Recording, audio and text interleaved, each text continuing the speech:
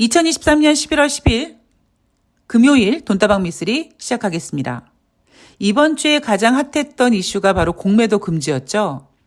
월요일날 공매도 금지를 발표하고 대한민국 주식시장이 급등했고 미쓰리가 새날방송 나가서 미쓰리가 생각하고 있는 공매도 금지에 관련된 이야기를 해드렸습니다.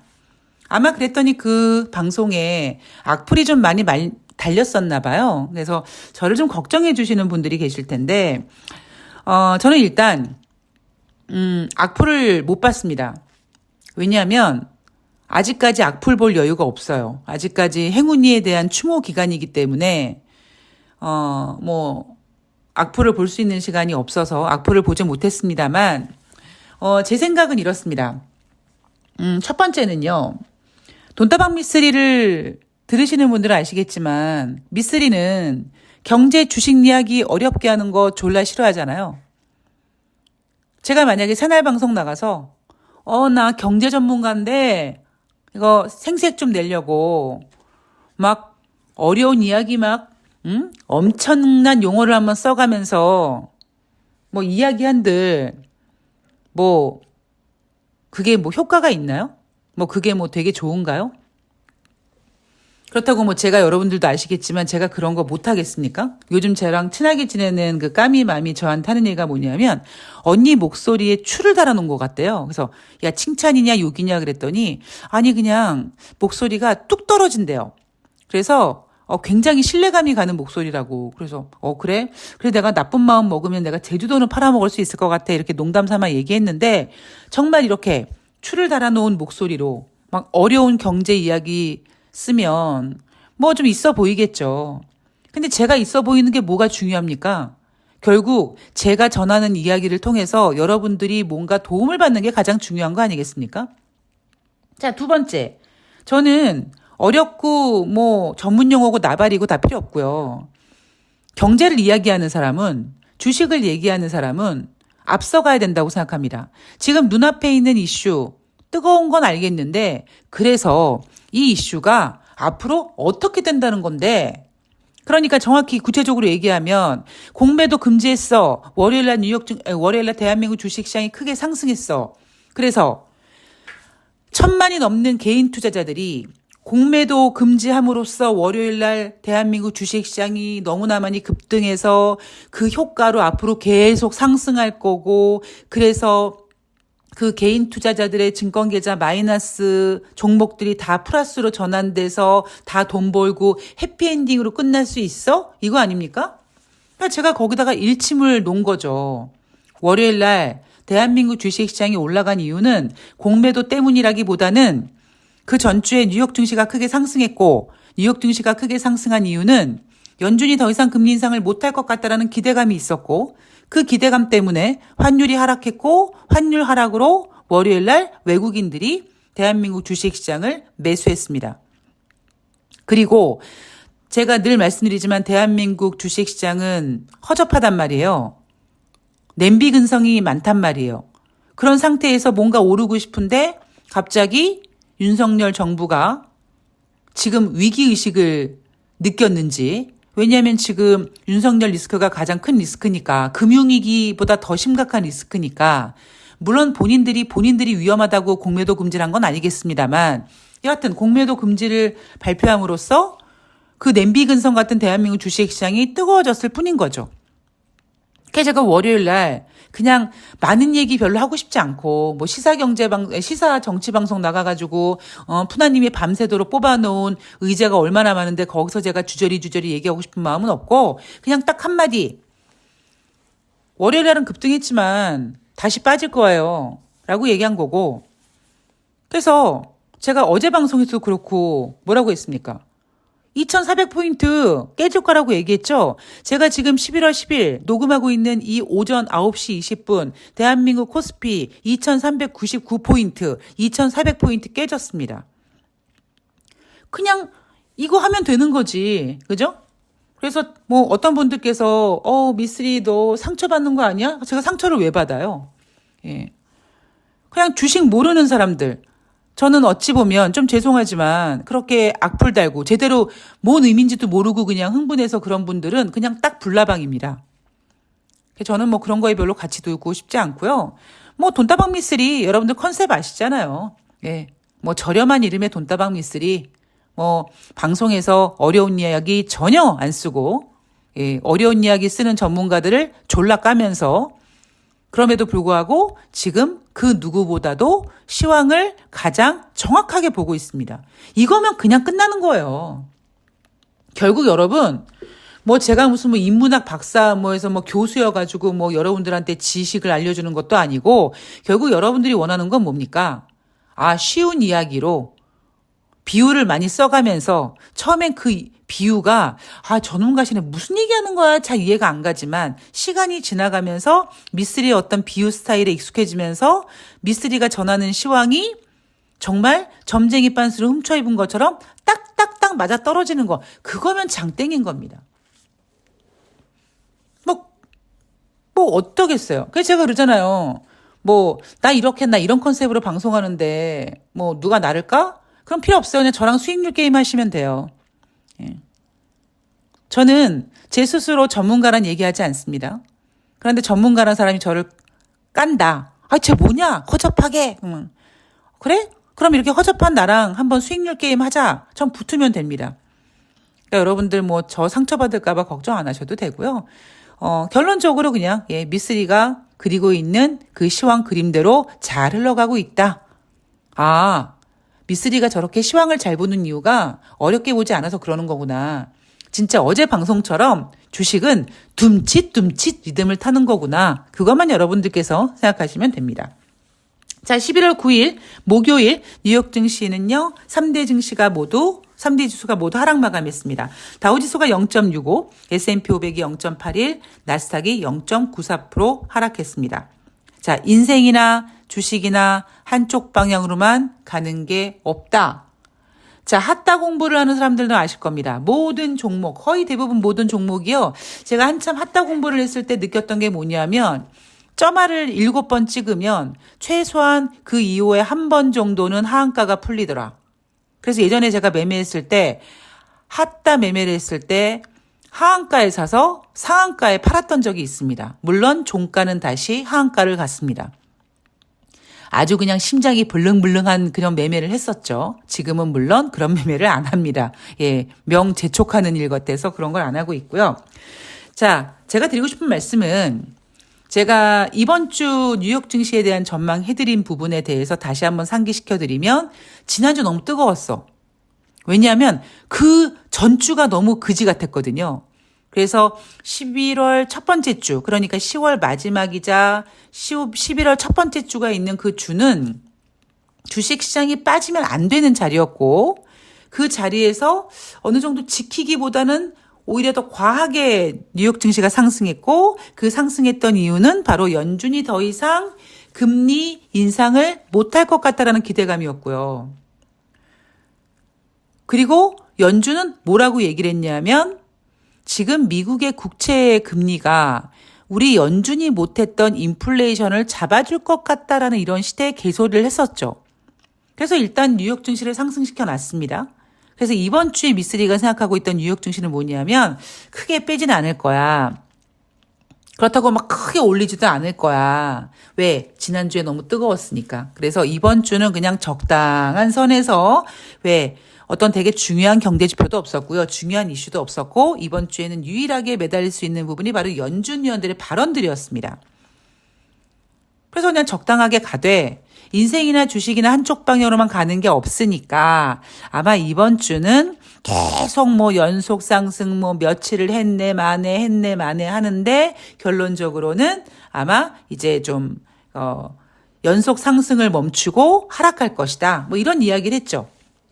자, 물론 11월 10일 금요일 뉴욕 증시가 아직까지 열리지 않았습니다만 대한민국 금요일 증시는 월요일 날 분위기 그 미친 듯한 정말 지랄 발광하는 분위기가 이제는 쎄해졌으면서 공매도 금지가 주식시장을 더 상승시킬 건데 미쓰리 너는 왜 빠진다고 그렇게 헛소리를 장렬했냐 이런 분들 입에 자물쇠를 잠그게 했죠.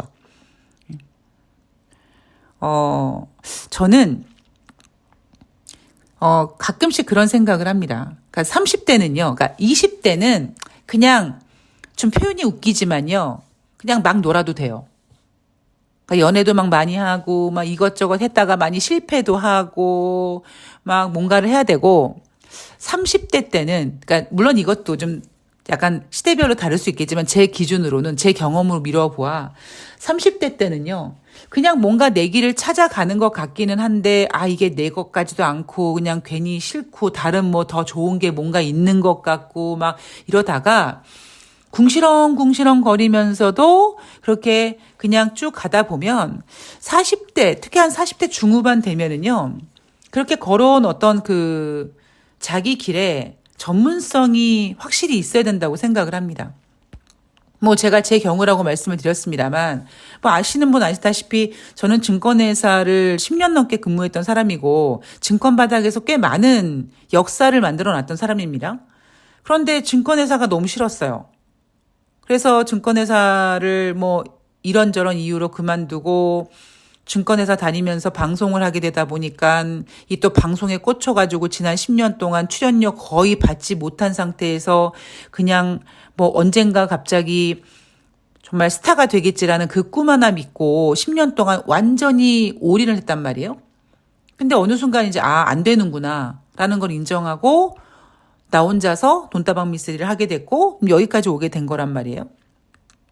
그 과정 속에서 저는 진짜 이 증권 바닥을 떠나려고 했죠. 물론 2008년도에 제 사주를 봐주신 그 무속 할머니께서 제가 이렇게 떠나겠다고 하니까 미친년아 정신 차려라. 그냥 너는 계속 이 길을 가야 된다. 이렇게 욕을 한 바가지를 얻어먹고 그때도 사실 정신을 못 차렸습니다만 어느 순간부터 주식이 그냥 내 삶이구나. 그렇게 받아들이고 즐기고 하다 보니까 정말 지금 그 어떤 전문가들보다 정말 전문가들 뺨치는 시황관을 만들어가고 있지 않습니까?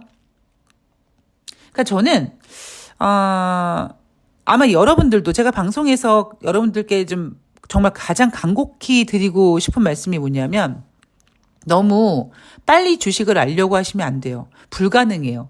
있을 수 없는 일이에요. 그러니까 제가 이렇게 오늘 방송 약간 좀 개건방지게 할 수 있는 이유는 뭐냐면 저는 진짜 코스피 코스닥 전 종목 다 매매해봤다 그랬잖아요.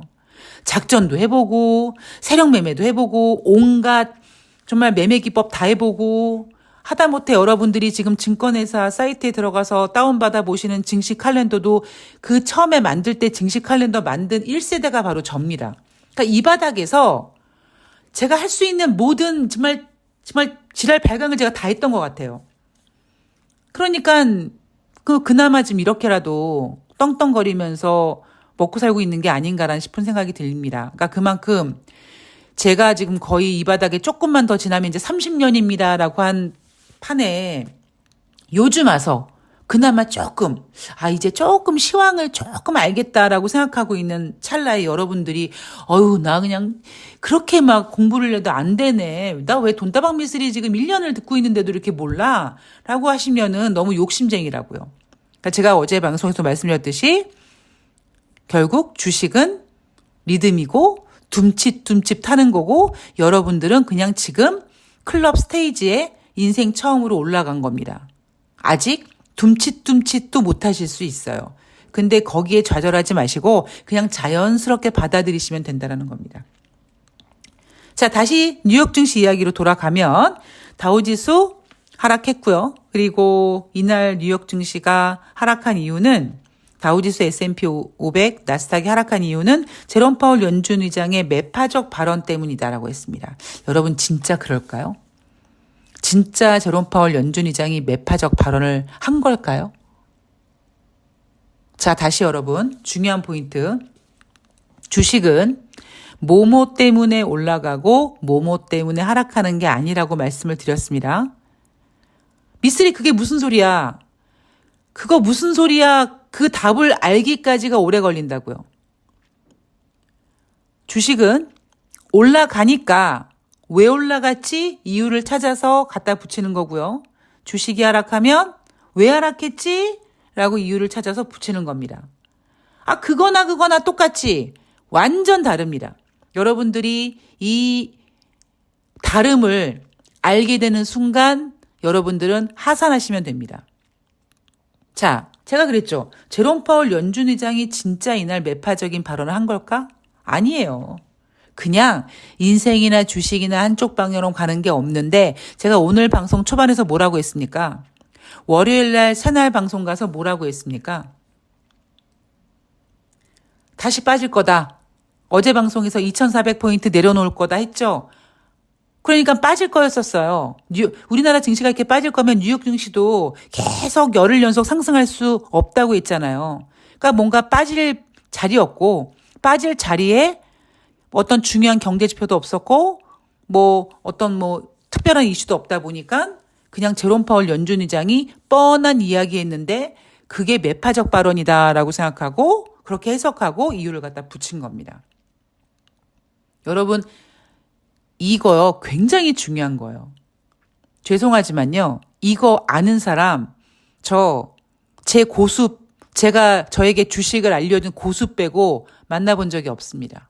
그만큼 몰라요.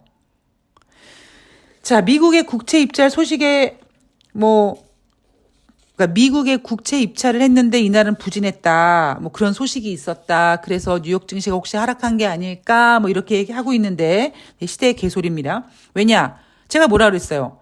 이번 주에 미국 국채 발행하는데 크게 의미 두지 마시라고 했죠. 어제 뭐라고 했습니까? 입찰 수요가 강하지는 않았지만 그래도 평균 수준에 부합했다 이랬어요. 그런데 어제 어땠습니까? 뉴욕 증시 혼조세였어요. 의미 두지 마시라고 말씀을 드렸고요. 자, 12월 FOMC 회의 관련된 이야기를 해야겠죠. 자, 일단 시카고 연방은행 총재가 이런 얘기합니다.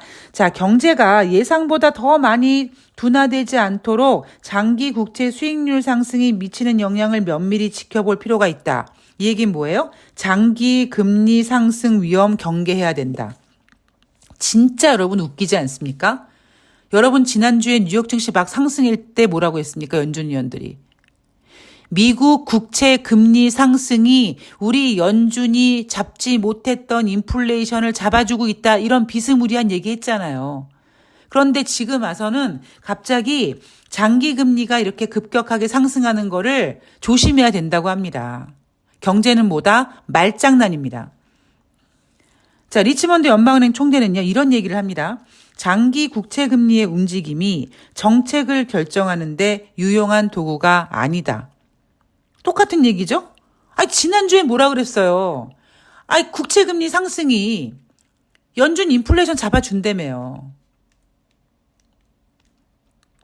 자, 세인트루이스 연방은행 총재는요, 금리를 다시 올릴지 여부를 결정하기 전에 추가적인 자료를 기다릴 수 있다. 당연히 기다려야죠. 자, 드디어 제롬 파월 연준 의장이 뭐라고 얘기했는지 봅시다. 인플레이션을 목표치로 되돌릴 만큼 충분히 제약적인 정책 기조를 달성했는지 여전히 확실하지 못하고 있다. 이게 매파적 발언입니까? 여러분 진짜 이게 매파적 발언이라고 생각하세요? 제가 그랬죠. 제롬 파월 연준 의장은 이 이야기밖에 할 수가 없어요. 왜? 본인이 작년 초에 인플레이션이 출렁거릴 때 초반에 잡아주지 못했거든요. 2022년 1월 달에 인플레이션이 꿈틀거릴 때 인플레이션은 뭐라고 했습니까? 일시적이다라고 했단 말이에요. 그리고 나중에 인플레이션이 일시적이지 않는 걸 안 다음부터 미친 듯이 75bp씩 금리 인상을 했고 그 금리 인상 덕분에 경제 지표가 꺾였는데 여전히 지금 제롬 파월 연준 의장은 밀린 숙제를 못한 어린아이처럼 인플레이션 2%에 꽂혀가지고 제롬 파월 연준 의장이 유일하게 내세울 수 있는 말이 뭐예요? 인플레이션 2%가 될 때까지 갈 길이 멀다. 이거밖에 없다고요. 그런데 어제는 못했죠. 제가 어제 못했다고 얘기했죠. 제롬 파월 연준 의장이 아무런 발언을 안 했어요. 그건 안 한 게 아니라 못한 겁니다. 왜 그랬을까요? 왜 그랬을까요? 경제 지표 안 좋거든요. 즉 제롬 파월 연준 의장은 연준은 금리 인상을 안 하는 게 아니라 못 하는 겁니다. 금리 인상을 했으려면 6월 달에 쉼표 찍지 말고 했었어야 되고요. 정말 경제가 괜찮았다면 11월 달에도 금리 인상 했었어야 되고요. 9월 달에도 했었어야 됩니다. 근데 못 하잖아요. 자, 위원회는 인플레이션 2%로 낮출 수 있을 정도로 충분히 제약적인 통화 정책을 달성하는 데 전념하고 있다. 갈 길이 멀다는 얘기하고 있는 거고요. 그러나 우리는 그만큼 기조를 그러니까 그러한 기조를 달성했다고 확신하지 못하고 있다. 자, 얘네는 그냥 2%될 때까지, 그러니까 2%가 목표다 이겁니다.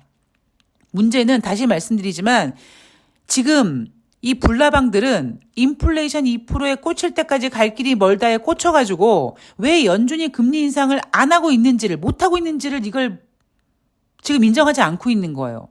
왜요? 경제지표 안 좋거든요. 그래서 제가 계속 지금 자꾸 금리 인하 얘기하고 있지 않습니까?